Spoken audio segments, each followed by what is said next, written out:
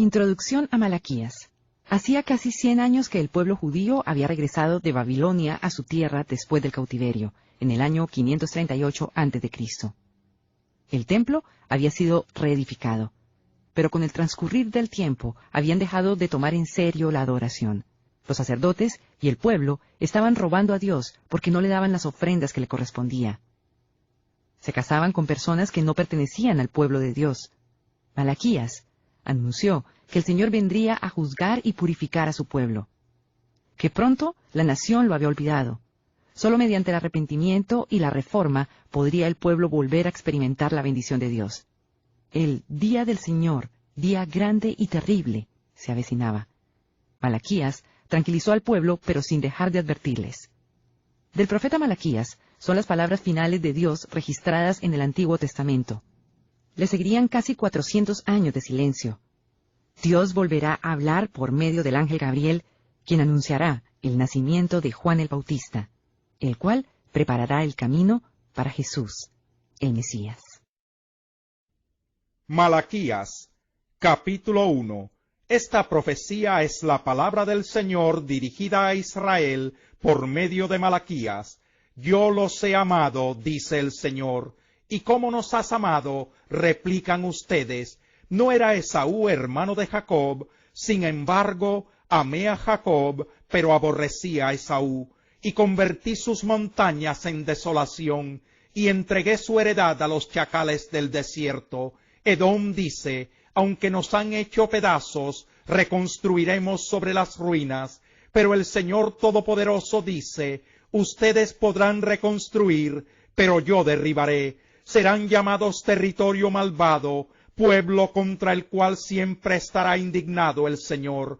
Ustedes lo verán con sus propios ojos y dirán, se ha engrandecido el Señor aún más allá de las fronteras de Israel. El hijo honra a su padre y el siervo a su señor. Ahora bien, si soy padre, ¿dónde está el honor que merezco? Y si soy señor, ¿dónde está el respeto que se me debe? Yo, el Señor Todopoderoso, les pregunto a ustedes, sacerdotes que desprecian mi nombre, y encima preguntan, ¿en qué hemos despreciado tu nombre? Pues en que ustedes traen a mi altar alimento mancillado, y todavía preguntan, ¿en qué te hemos mancillado? Pues en que tienen la mesa del Señor como algo despreciable. Ustedes traen animales ciegos para el sacrificio, y piensan que no tiene nada de malo. Sacrifican animales cojos o enfermos, y piensan que no tiene nada de malo. ¿Por qué no tratan de ofrecérselos a su gobernante? ¿Creen que estaría él contento con ustedes? ¿Se ganarían su favor? Dice el Señor Todopoderoso. Ahora pues, traten de apaciguar a Dios para que se apiade de nosotros. ¿Creen que con esta clase de ofrendas se van a ganar su favor? Dice el Señor Todopoderoso. ¿Cómo quisiera que alguno de ustedes clausurara el templo, para que no encendieran en vano el fuego de mi altar?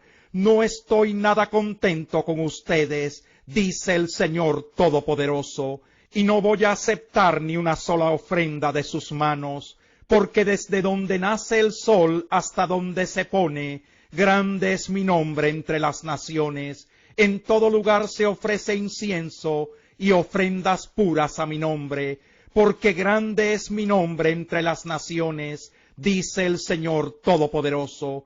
Pero ustedes lo profanan cuando dicen que la mesa del Señor está mancillada y que su alimento es despreciable, y exclaman, ¡qué hastío!, y me tratan con desdén, dice el Señor Todopoderoso, y creen que voy a aceptar de sus manos los animales lesionados, cojos o enfermos, que ustedes me traen como sacrificio, dice el Señor. Maldito sea el tramposo, que teniendo un macho aceptable en su rebaño, se lo dedica al Señor, y luego le ofrece un animal mutilado, porque yo soy el gran Rey, dice el Señor Todopoderoso, y temido es mi nombre entre las naciones.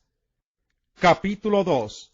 Ahora pues, este mandato es para ustedes los sacerdotes. Si no me hacen caso, ni se deciden a honrar mi nombre, dice el Señor Todopoderoso, les enviaré una maldición y maldeciré sus bendiciones. Ya las he maldecido, porque ustedes no se han decidido a honrarme. Por esto voy a reprender a sus descendientes, les arrojaré a la cara los desperdicios de los sacrificios de sus fiestas, y los barreré junto con ellos. Entonces sabrán que les he dado este mandato, a fin de que continúe mi pacto con Leví, dice el Señor Todopoderoso. Mi pacto con él era de vida y paz, y se las di. Era también de temor, y él me temió, y mostró ante mí profunda reverencia. En su boca había instrucción fidedigna, en sus labios no se encontraba perversidad. En paz y rectitud caminó conmigo, y apartó del pecado a muchos. Los labios de un sacerdote atesoran sabiduría, y de su boca los hombres buscan instrucción, porque es mensajero del Señor Todopoderoso. Pero ustedes se han desviado del camino, y mediante su instrucción han hecho tropezar a muchos. Ustedes han arruinado el pacto con Leví, dice el Señor Todopoderoso. Por mi parte, yo he hecho que ustedes sean despreciables y viles ante todo el pueblo, porque no han guardado mis caminos, sino que han mostrado parcialidad en cuestiones de la ley. No tenemos todos un solo Padre, no nos creó un solo Dios. ¿Por qué pues profanamos el pacto de nuestros antepasados al traicionarnos unos a otros? Judá ha sido traicionero. En Israel y en Jerusalén se ha cometido algo detestable. Al casarse Judá con la hija de un Dios extraño, ha profanado el santuario que el Señor ama.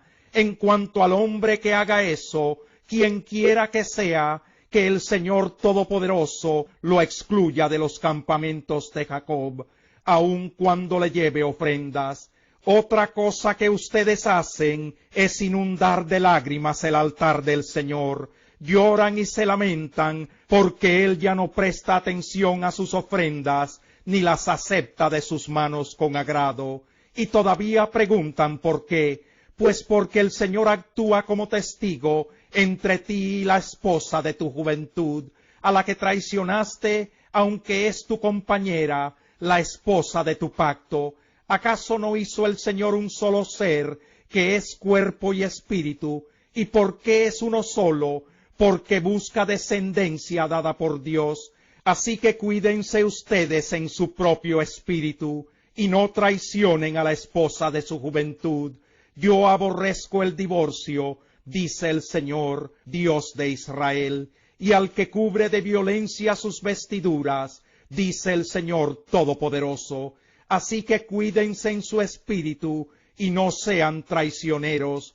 Ustedes han cansado al Señor con sus palabras, y encima preguntan, ¿en qué lo hemos cansado? En que dicen, todo el que hace lo malo agrada al Señor, y Él se complace con ellos, y murmuran, ¿dónde está el Dios de justicia?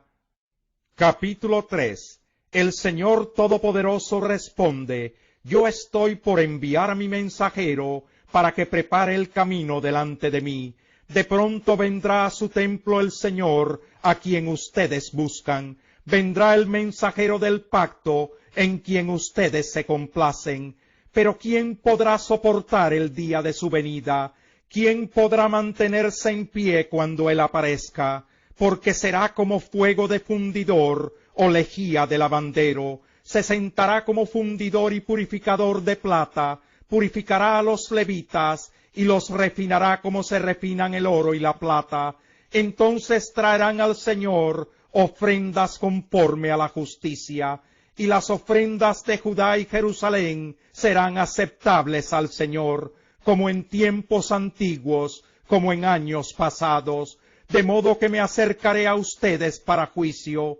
Estaré presto a testificar contra los hechiceros, los adúlteros y los perjuros, contra los que explotan a sus asalariados, contra los que oprimen a las viudas y a los huérfanos, y niegan el derecho del extranjero, sin mostrarme ningún temor, dice el Señor Todopoderoso. yo el Señor no cambio. Por eso ustedes, descendientes de Jacob, no han sido exterminados. Desde la época de sus antepasados se han apartado de mis preceptos y no los han guardado. Vuélvanse a mí y yo me volveré a ustedes, dice el Señor Todopoderoso. Pero ustedes replican, ¿en qué sentido tenemos que volvernos?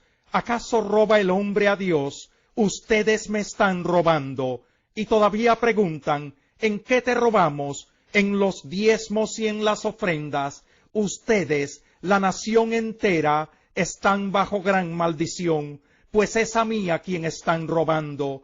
Traigan íntegro el diezmo para los fondos del templo, y así habrá alimento en mi casa. Pruébenme en esto, dice el Señor Todopoderoso, y vean si no abro las compuertas del cielo, y derramo sobre ustedes bendición hasta que sobreabunde. Exterminaré a la langosta, para que no arruine sus cultivos, y las vides en los campos no pierdan su fruto, dice el Señor Todopoderoso. Entonces todas las naciones los llamarán a ustedes dichosos, porque ustedes tendrán una nación encantadora, dice el Señor Todopoderoso.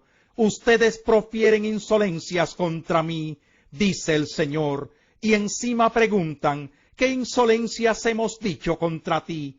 Ustedes han dicho, servir a Dios no vale la pena. ¿Qué ganamos con cumplir sus mandatos y vestirnos de luto delante del Señor Todopoderoso, si nos toca llamar dichosos a los soberbios? Y los que hacen lo malo no solo prosperan, sino que incluso desafían a Dios y se salen con la suya. Los que temían al Señor hablaron entre sí, y Él los escuchó y les prestó atención. Entonces escribió en su presencia un libro de memorias de aquellos que temen al Señor y honran su nombre. El día que yo actúe, ellos serán mi propiedad exclusiva, dice el Señor Todopoderoso. Tendré compasión de ellos, como se compadece un hombre del hijo que le sirve, y ustedes volverán a distinguir entre los buenos y los malos, entre los que sirven a Dios y los que no le sirven. Capítulo 4. Miren, ya viene el día, ardiente como un horno. Todos los soberbios y todos los malvados serán como paja, y aquel día les prenderá fuego hasta dejarlos sin raíz ni rama, dice el Señor Todopoderoso. Pero para ustedes que temen mi nombre, se levantará el sol de justicia, trayendo en sus rayos salud. Y ustedes saldrán saltando como becerros recién alimentados. El día que yo actúe, ustedes pisotearán a los malvados, y bajo sus pies quedarán hechos polvo, dice el Señor Todopoderoso. Acuérdense de la ley de mi siervo Moisés. Recuerden los preceptos y las leyes que le di en Horeb para todo Israel. Estoy por enviarles al profeta Elías antes que llegue el día del Señor, día grande y terrible. Él hará que los padres se reconcilien con sus hijos y los hijos con sus padres, y así no vendré a herir la tierra con destrucción total.